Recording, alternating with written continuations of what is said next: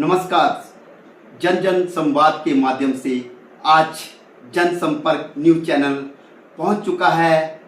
आज लाखा मंडल में जो कि कुंवारी बाड़सा जिला परिषद के उम्मीदवार रहे हैं, हमारे जो कामयाब हुए हैं कुंवारी बाड़ 14 से सतीश मलान जी, आज उनसे आप रूबरू कराते हैं और बातचीत के कुछ क्षण आपके साथ शेयर करते हैं। नमस्कार सर। नमस्कार जी। सतीश सर, ये जर्नी जो आपकी रही इसके बारे में हमें कुछ बताएं और सबसे पहले आप अपने व्यक्तिगत तौर पे अपनी व्यक्तिगत जानकारी जी व्यक्तिगत तौर पे क्या बताऊँ, मेरा नाम सतीश कुमार मलांच है और मैं नगरोटा विधानसभा के एक छोटे से गांव लाखा मंडल से संबंध रखता हूं, जो कि डाकघर पटियार के अंतर्गत आता है।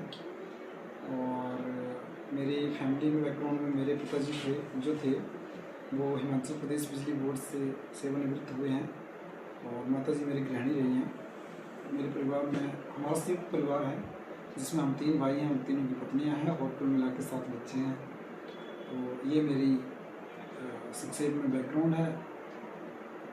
सर, ये जो कुंवारी बाड़ है बहुत ही हॉट सीट मानी जा रही थी, क्योंकि इसमें आपने देखा कि जो 2 बार विधायक का चुनाव लड़ चुके थे वैसे उम्मीदवार भी थे और जो आर्थिक तौर पर मजबूत कैंडिडेट थे वो भी इस बार चुनाव लड़ रहे थे।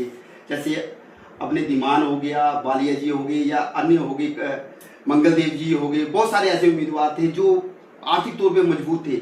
लेकिन आपको इन प्रतिद्वंदियों से मुकाबला करने के लिए कैसी रणनीति तैयार करनी पड़ी? क्या जनता के सामने आपको ही लोगों ने चुना? देखिए, जो बात है कि 2 बार एमएलए का चुनाव लड़ चुके थे। देखो, लोकतंत्र में तो अगर राजनीति में बेसिकली मैं बात करूँ, राजनीति में अगर आपको अपने को सर्वाइव करना है तो आपको कहीं ना कोई चुनाव लड़ते ही रहना होगा, बेशक उसका परिणाम कुछ भी हो, ऐसा मैंने सुना है। नहीं तो लोग आपको भूल जाएंगे। तो चुनाव लड़ना ज़रूरी है। आर्थिक स्थिति के ऊपर मैं ज़्यादा कमेंट नहीं करूँगा, क्योंकि मुझे नहीं लगता कि इसकी नॉमिनेशन फीस इतनी अधिक होती है कि जिसको कोई भी असक्षम से असक्षम आदमी जो है उसकी नॉमिनेशन फीस भर सकता है। तो चुनाव का निर्णय लेना और उसको एग्जीक्यूट करना वो 2 अलग अलग चीज़ें हैं। जिनकी राजनीतिक पृष्ठभूमि होगी वो उसको अच्छी तरह से एग्जीक्यूट कर सकते हैं, क्योंकि उनके पास पॉलिटिकल एक्सपीरियंस की बैकग्राउंड होती है। जिनके पास धन का बल है वो उन चीज़ों को आउटसोर्स कर सकता है। और मेरे जहाँ तक उसकी बात है तो मैंने अपने स्किल्स का यूज़ किया। मैंने एक अच्छी टीम बनाई।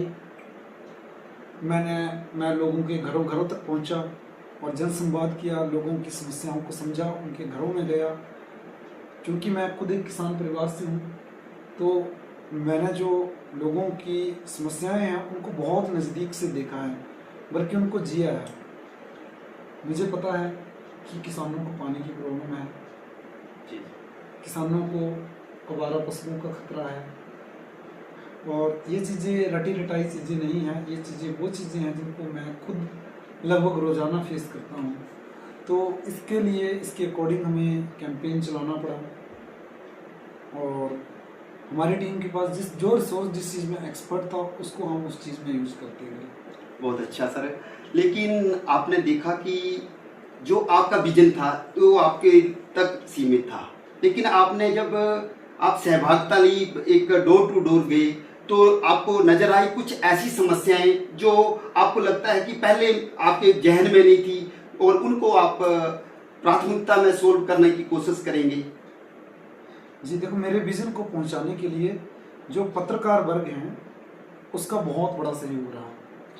कल मैंने एक स्टेटमेंट दी कि किसी पत्रकार ने ऐसे बोला, तो उसको भी कुछ लोगों ने गलत वे में ले गए और तरह तरह के जो फेसबुक पे पोस्ट थे वो कमेंट होने लगे, फेसबुक पे पोस्ट जो थे वो वायरल होने लगे। मतलब कि बात का बतंगड़ बनाना जो है वो बहुत ही आसान है। लोगों ने उसका बात का बतंगड़ बना दिया कि इसने ऐसे बोला, पत्रकार वर्ग पे हमला किया। तो ऐसा नहीं है। पत्रकार लोगों ने मेरी आवाज़ जनता तक पहुँचाई है, मैं उनका हृदय से आभार करता हूँ। जिस व्यक्ति ने ये बोले थे उसके बारे मुझसे शायद बोलते हैं उसको ना कि स्लिप ऑफ टंग हो गया कि तथाकथित पत्रकार मुझे बोलना चाहिए था, वो पत्रकार था भी नहीं। या क्योंकि मेरे को जो लेडीज ने फीडबैक देखी थी, मैंने तो देखा नहीं था उसको, लेडीज ने ये फीडबैक दी थी मुझे कि ये पत्रकार ऐसे बोल गया हमें। तो उन्होंने बताया कि उसने हाथ में ऐसा माइक लिया था। मैंने जब उनसे पूछा कि उस पर माइक में क्या लिखा था, तो उनको वो भी क्लियर नहीं था। तो हो सकता है कि कोई वो ब्लॉगर हो या कोई ऐसा हो। तो पत्रकार वर्ग का मैं सबसे पहले रिस्पेक्ट करता हूँ, क्योंकि जब आपके सवाल के जवाब पे आते हैं कि पत्रकार वर्ग ने जो है वो बहुत बड़ी भूमिका निभाई है, जिसका मैं उनके दिल की गहराइयों से आभारी हूँ। और इस चीज़ को, इस मुद्दे को यहीं समाप्त कर दें वो ज़्यादा बेटर है। दूसरी बात कि जन जन तक कैसे पहुँचाया, तो उसके लिए हम लोग जो हैं वो डोर टू डोर गए, लोगों से मिले, उनकी प्राथमिकताओं को समझा, पिछली पंचायत से उनकी क्या शिकायतें रही, नई पंचायत से उनकी क्या एक्सपेक्टेशन रही, उसको हमने डेटा को सेग्रीगेट किया और उसको एनालिसिस किया, और उसके हिसाब से हम लोगों ने बैलेंस्ड तरीके से अपने जो प्लान थे वो बताए लोगों को कि हम उनके लिए क्या कर सकते हैं। मैंने कहीं भी किसी से कोई भी ओवर कमिटमेंट नहीं करी है कि मैंने ये कर दूंगा, मैं कोई बहुत बड़ा पुल बना दूंगा, फ्लाईओवर बना दूंगा, मेट्रो चला दूंगा यहाँ पे। मैंने इस तरह की कोई कमिटमेंट जनता से नहीं करी है। मैंने बैलेंस कमिटमेंट जो कि जिला परिषद के दायरे में आती है वो करी है। मेरी सर्वोच्च प्राथमिकता ये होगी कि जो नवनियुक्त जो पंचायत प्रतिनिधि चुन के आए हैं उनके साथ बैठना है, उनके साथ समन्वय बनाना है और एक साथ मिलकर काम करना है, ताकि सारे गांवों का एक साथ सर्वांगीण विकास हो सके। ठीक सर, जैसे कि पत्रकार के बारे में सवाल उठाया, पर इनसे बातचीत हुई तो इनको जो लोगों ने गलत धारणाएं रख दी, पत्रकार एक प्रोफेशन हो सकता है, लेकिन पत्रकार के अलावा उसकी लाइफ होती है, एक भाई है, किसी का दोस्त है, किसी का सगा संबंधी है, वो एक अलग अलग प्रोफेशन में उसको अलग अलग रोल प्ले करना पड़ते हैं हर किसी को। वो लोगों ने गलत समझ लिया होगा इस वजह से। जैसे अभी आप कैमरा और माइक लेकर आए हैं, तो अभी आप एक पत्रकार हैं। अभी जो आप स्टेटमेंट देंगे ऑन कैमरा, वो आपके पत्रकार की स्टेटमेंट मानी जाएगी। आपने जब कैमरा ऑफ करके रख दिया, आपने किसी के ऊपर व्यक्तिगत टिप्पणी करी, तो वो एक व्यक्तिगत टिप्पणी है, उसके लिए पूरे पत्रकार वर्ग को वो नहीं बोला जा सकता। लेकिन जैसा कि मैंने बताया कि जो लेडीज ने बोला था ये कि पत्रकार था कोई, एक समझ नहीं, इनको समझ गया कि इंडिविजुअल नेचर हो सकता है किसी का, अगर किसी ने माइक पकड़ा, इंडिविजुअल किसी का बिहेवियर हो सकता है किसी पर्टिकुलर के प्रति, लेकिन हमें पत्रकारिता में ऐसा होना चाहिए, निष्पक्षता रखनी चाहिए कि जो क्या है और सोसाइटी के लिए क्या विजन है। और सबसे बड़ा हमें बहुत खुशी लगी, सभी से देखा, फेसबुक में देखा, अन्य मीडिया, सोशल मीडिया में देखा कि आपका जो प्रचार करने का तरीका, जो संदूक को आपने गाड़ियों में और सर के लेके, ये आपके पास माइंड में कैसे आया सर? ये बहुत ही अलग सा। ये हमारे एक मित्र हैं जी, परवेज जी, अच्छा। आपके भी मित्र हैं जी जी। तो उनकी नई शादी हुई है, शायद उनको दहेज में मिला ये संदूक, तो उन्हीं का आइडिया था और वही संदूक लेकर आए, उन्होंने गाड़ी के ऊपर रखा और उन्होंने सिर के ऊपर रखा, और ये आइडिया बहुत सफल रहा। संदूक लोगों के दिलों में बस गया।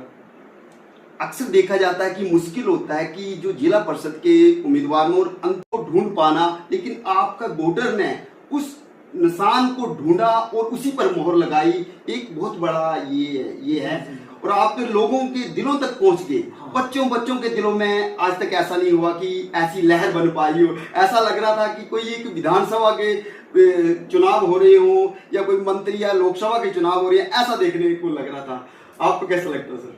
जी बिल्कुल, ये बात आपकी बिल्कुल सही है कि लेडीज, जब मैं बाढ़ में गया, जिस दिन first phase of the polling था, उस दिन मेरे को लेडीज ने फीडबैक दी, बोलती भाई डलमा पर चारों तो निशान ही नहीं मिल रहा था, बढ़िया मुश्किल तो पे सबसे लास्ट ऐसे दिखा रही थी, हाथ से सबसे लास्ट तुझे बक्स जा चौड़ा दा डब्बा दे बने बोले आना कुछ हुआ था नहीं। लेकिन इस सब के बावजूद हमारा कवाड़ी वार्ड का जो जिला परिषद का पर्चा था, जो बैलेट पेपर था, वो सबसे लंबा था। हाँ जी। और उसमें सबसे अंतिम निशान जो था वो मेरा था, और उस निशान को इतने लंबे पर्चियों में से ढूंढ के मोहर लगाने का जो काम है, वो उसके लिए मैं तहे दिल से आभारी हूँ इन सारी 11 पंचायत के वोटर्स का, कि जिन्होंने ढूंढ के ट्रंक के ऊपर मोहर लगाई हुई है। सर, अक्सर देखा जाता है कि कोई भी अगर सफल आदमी होता है, उसमें घर में उसकी जो लाइफ पार्टनर होते हैं, उनका बहुत योगदान होता है। तो आपको आपकी फैमिली का कितना सहयोग मिला? जी, मेरी फैमिली का बहुत ज़्यादा सहयोग रहा। मैं बताऊं कि मेरी वाइफ ने बहुत कोऑपरेट किया मेरे साथ, मेरे रिश्तेदारों ने बहुत कोऑपरेट किया, मेरे दोस्त मित्रों ने बहुत ज़्यादा कोऑपरेट किया। मैं अपने अगर घर की बात करूं तो जो मेरा बेटा है वो एनीमिक है, उसको खून की कमी रहती है, तो उसको थोड़ा सा हमें ज़्यादा केयर रखनी पड़ती है। तो इन दिनों में वो हमेशा मेरे पास ही रहता है, तो लगभग मैं 1-1.5 महीना उसको बिल्कुल भी टाइम नहीं दे पाया। तो इस टफ टाइम में मेरी वाइफ ने ये सारा संभाला, वो और कैंपेन में भी हिस्सा लेती रही। मेरे भाइयों की दो वाइफ है जो मेरी बहुएं हैं, वो कैंपेन में जाती रही। एक टीम हमारी लड़कों की जाती थी, एक टीम यहाँ से महिलाओं की जाती थी जो कैंपेन करती थी, क्योंकि उनको जो बात बोली थी ना किसी ने, वो बात पिंच कर गई थी। तो उन्होंने अपनी एक अलग से कैंपेनिंग करी इस चीज के लिए। गांव गांव जाके उन्होंने ट्रंप को हर जगह मशहूर कर दिया। अच्छा, बहुत अच्छा लगा सर।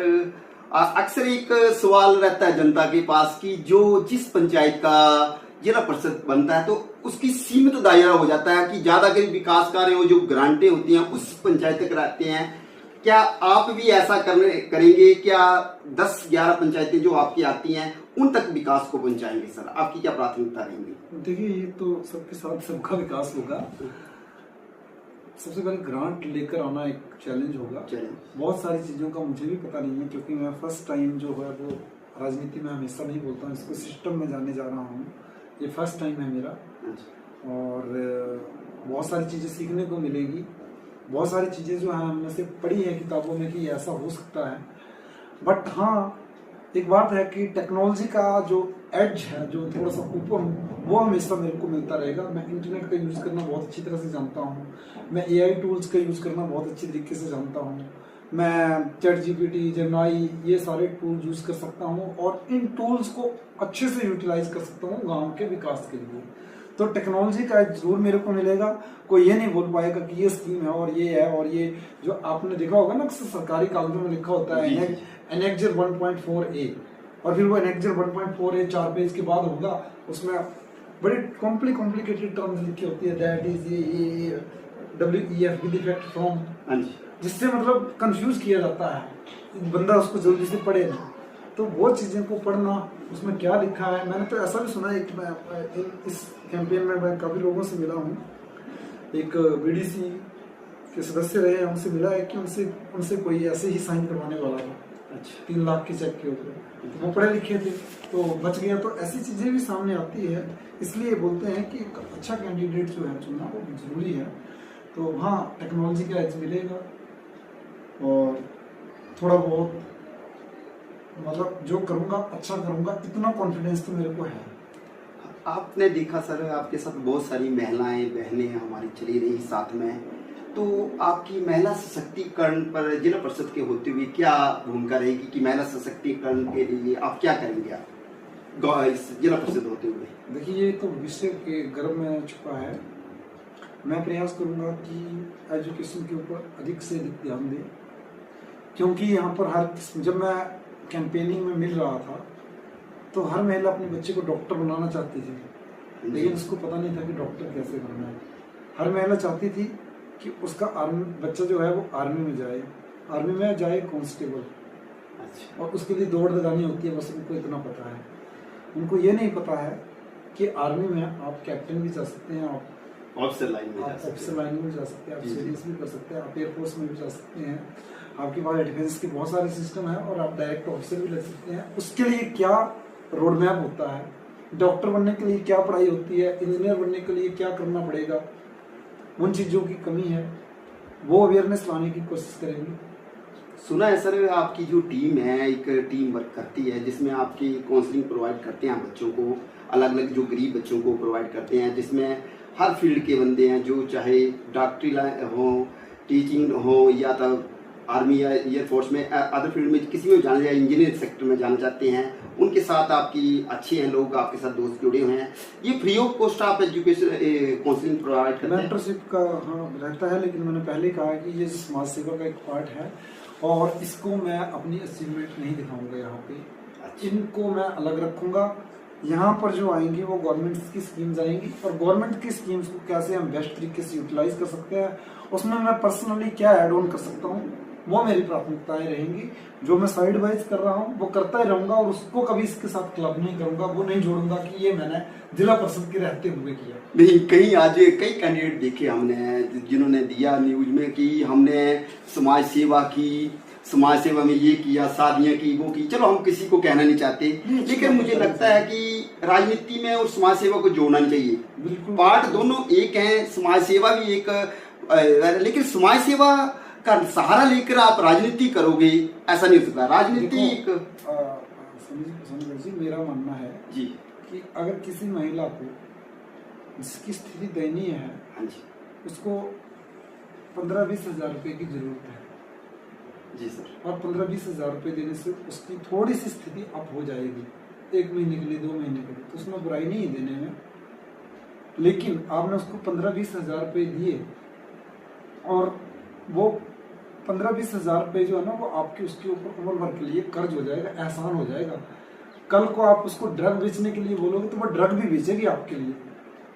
आप, क्योंकि वो एक रिगार्ड है, आपने उसके ऊपर रिगार्ड किया था, लेकिन आप उसके ऊपर एक रिगार्ड ना करके उसकी किसी छोटी मोटी दुकान में नौकरी लगवा दें 7-8-10 हज़ार रुपये की, तो जो उसको वेतन मिलेगा उस वेतन को एक सम्मान के साथ लेगी, और जिस दुकान पे वो कर रही है या जिस ऑफिस में वो काम कर रही है, उसके ओनर को भी वो 2-4 पैसे कमा के देगी, या कुछ ना कुछ उसमें अपना कंट्रीब्यूशन जरूर करेगी, और वो पैसा वो सम्मान से लेगी। और उस पैसे के लिए उसको कभी ना देने वाले को ये लगेगा कि मेरे ऊपर एहसान कर रही है ये, ना लेने वाले को ये लगेगा कि मेरे ऊपर एहसान कर रही है। तो मेरी नज़र में समाज सेवा ये है कि किसी को आत्मनिर्भर बनाना, ना कि उसको हैंडीकैप करना। बहुत अच्छा सर, बहुत अच्छा, आपके विचार तो ऐसे लगते हैं, और हम कामना करेंगे भविष्य में कि जो आपके विचार हैं वो धरातल पर भी ऐसे उतरे, और हम चाहेंगे कि जो लाखा मंडल, जो कवाड़ीवार की जितनी भी पंचायतें हैं, सबका विकास हो। और हम जनसंपर्क न्यूज चैनल के माध्यम से आम जनता को कहना चाहते हैं कि इनके साथ जुड़े। इन्होंने जो वादे किए हैं, वादे तो मतलब जिला परिषद के पास कितने वादे होते हैं, जो किया है कि समन्वय विकास की जो होती हैं ग्रांटें होती हैं सभी पंचायतों में दिला सके। इसी के लिए साथ साथ हम आपके उज्जवल भविष्य के लिए भी कामना करते हैं कि भविष्य में आप आगे बढ़ें और बहुत आगे तक जाएं। धन्यवाद सर।